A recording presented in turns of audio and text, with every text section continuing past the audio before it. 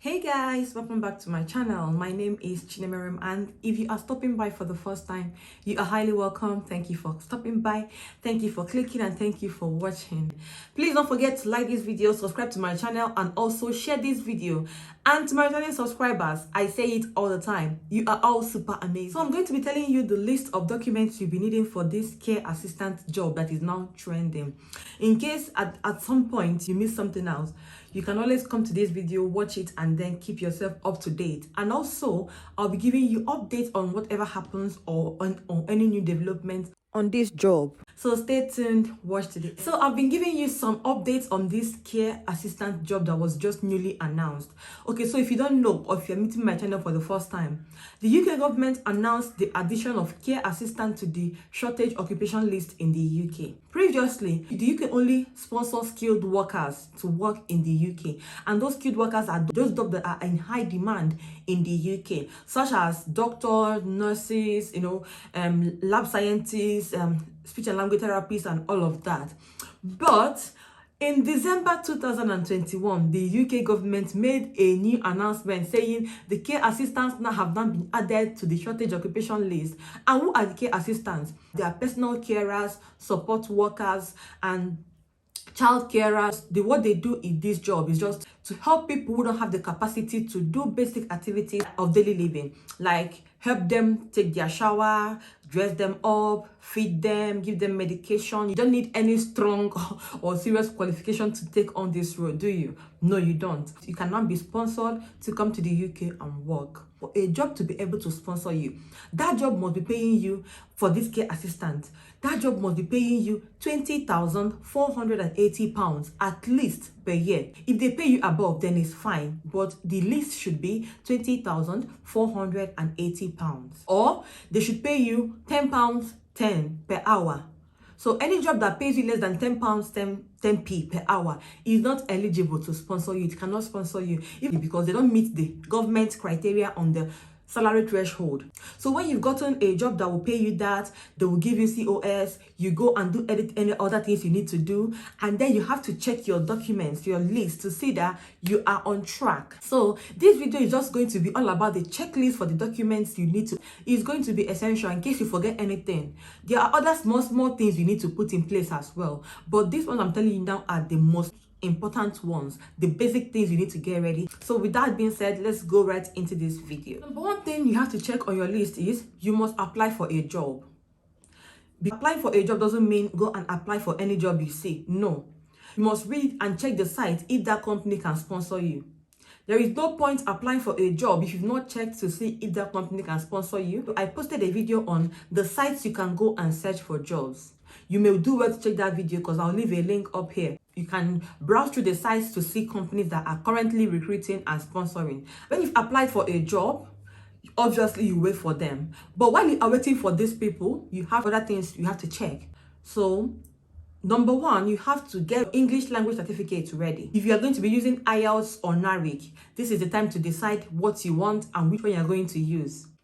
And while you are waiting for the job, there is no harm in getting your care certificates ready. You can do some trainings online, you can do anything. I know you may say, well, there is no time. You never can tell when the job will be available, and they may not ask you, we want more details from you. What will you give them? And you'll be waiting for months for this job. So why not brace up? Apply for these things online. Some of them are free. It may not be an essential document, but it may be essential for you because it may stand you out from the crowd. It's true they've said they don't want qualifications, but you never can tell.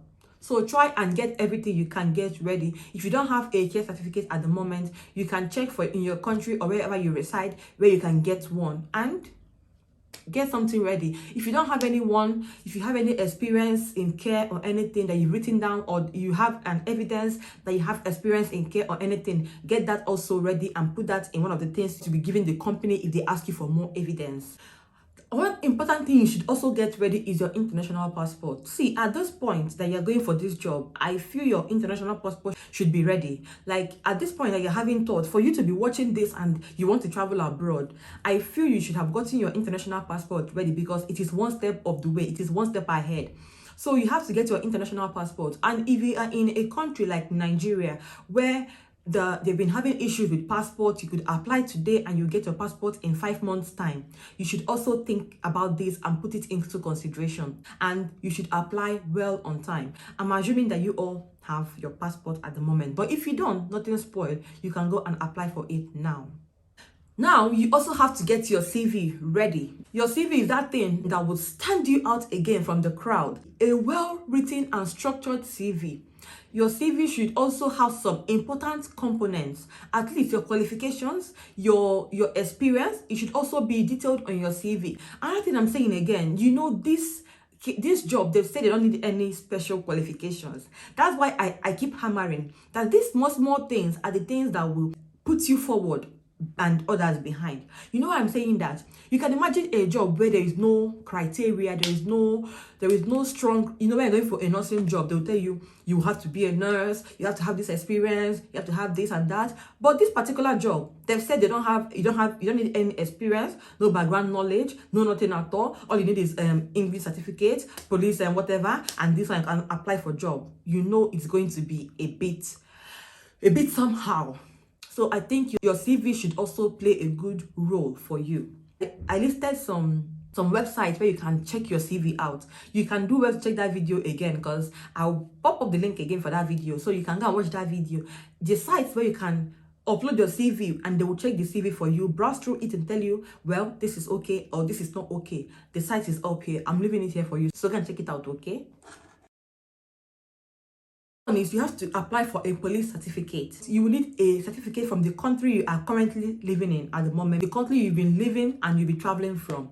This is also a kind of DBS check on you to see that you're not a criminal, you are not, you know, anything, you don't have any criminal history or stuff like that. Be advised that this police certificate expires in 6 months. So to apply for this police certificate, you have to check out the time of your travel. You have to calculate well. This is where calculation comes in. You have to calculate and think critically about where you'll be traveling, how you'll be traveling and all that. Then you apply within that time so that you will not apply 6 months before. If you apply 6 months before, it is now invalid. You have to apply again. And remember, you have to pay for this. So calculate well and know when you are traveling and then apply 6 months or just towards your travel.